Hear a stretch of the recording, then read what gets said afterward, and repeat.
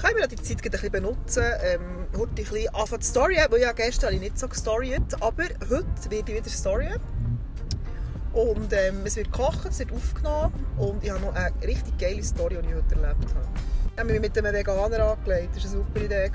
Aber eben, ihr werdet es hören. Entweder Video oder Stories, ich weiß es noch nicht. So, ich muss fahren. Juhu. Also nicht, dass ich irgendwie gewusst habe, dass die Veganerin ist. Es ist um einen Post gegangen, den sie gemacht hat und der hat mich wirklich so genervt. Und dann einfach wieder die typische Klischee-Argumentation und dann am Schluss noch sagen, Fleisch ist sowieso blöd. Oh, so nervig. Ich bin jetzt gerade vorbereitet für unsere Nacht und für das brauche ich Original Salsitz und Bündner Käse, der komischerweise gefroren ist in meinem Kühlschrank. Kein gutes Zeichen. Ed Bischi von Churwälde. Du kannst im Fall bleiben. Hammer Salsitz. Jetzt alle Zutaten vorbereitet für das wunderbare Gericht, weil ich habe eine super Ankündigung. Achtung! Es wird wieder eine One-Pot-Pasta-Woche geben. Ich habe das schon mal gemacht und die ist noch relativ easy angekommen. Und darum habe ich gefunden, hey, mach wieder mal eine One-Pot-Pasta-Woche. Und das ist jetzt auch das erste Video, das wir heute drehen. Ja, ich weiß noch nicht, was kommt. So wird echt das etwas.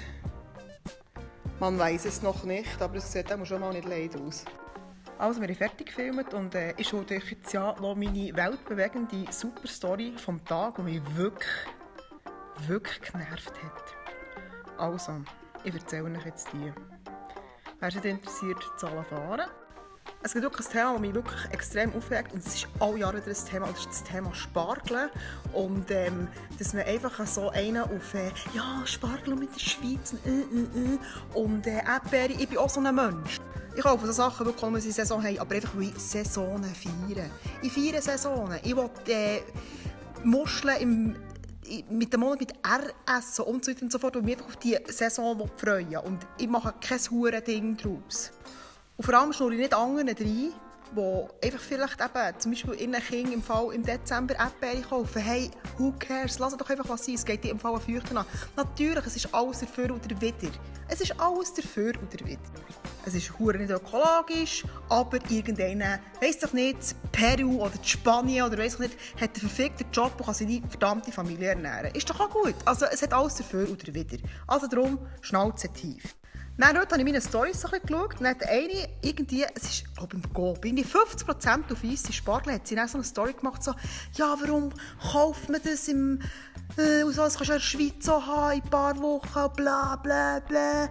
Tut doch schauen, regional und saisonal und so, und ja, bla, und ich bin so öko und fick die und die Schweiz und yeah. Und dann habe ich wirklich so geschaut, so, mal ihren Account angeschaut. Sie war eine Veganerin. Scheiss drauf, machen das ihr wollt, fressen das ihr wollt, wenn ihr einfach Salat wollt fressen, dann fressen den Salat, ist mir egal.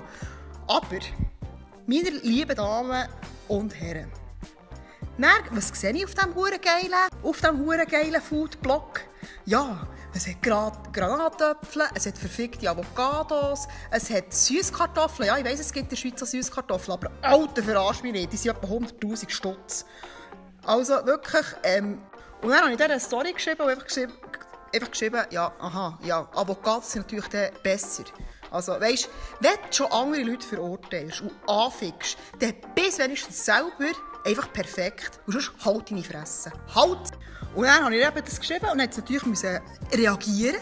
Wie so ein typischer Klischee-Veganer reagiert so, ja, ich weiss, ich diskutiere mega viel über das, bla bla bla, und Avocado und Meat Peas. Und übrigens, ja, Fleischfresser, die sind sowieso da von so die typischen, ja, ich bin ein Veganer, ich habe keine Argumente, dann komme ich mit der Fleischkeule. So, yeah, du bist ein geiler Sieg. Wirklich. Ich habe nicht mehr geantwortet gefunden, fick. Darum einfach mein persönliches Fazit. Lasst einfach andere leben, wie sie leben und halt eure Schnurren. Und wenn ihr die Schnurren aufreisst, dann seid ihr einfach besser als sie. Ich bin immer noch aufgeregt, he? Immer noch. Und vor allem hat sie einfach so nicht mit der Kritik umgehen. Das hat mich so angeschissen. Weisst, ich biete so viel Fläche, für mich anzuficken. Wirklich. Ich weiss es. Und ich komme so wenig Hate über. Ich weiss nicht warum, aber es ist ja so. Und ich hätte es schon 100-mal verdient.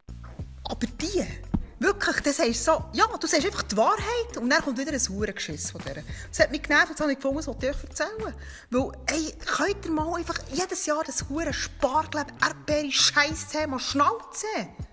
Weil wenn du wirklich die ganze Huren Saisongeschichte halten würdest, vom November bis im fickten März einfach nur von Kohl leben und Birnen und Äpfel und verordnungen Kacke.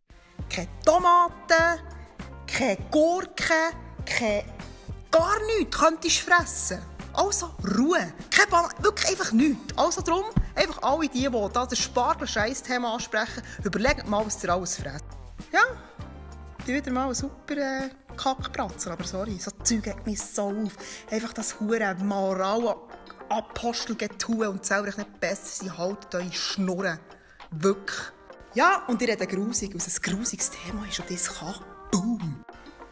Und all denen, die mich irgendwie auf eine kleine Art und Weise verstehen, merci viel mal. Allen Veggies, allen Veganer, allen Fleischfresser, macht es, was ihr wollt, steht dazu.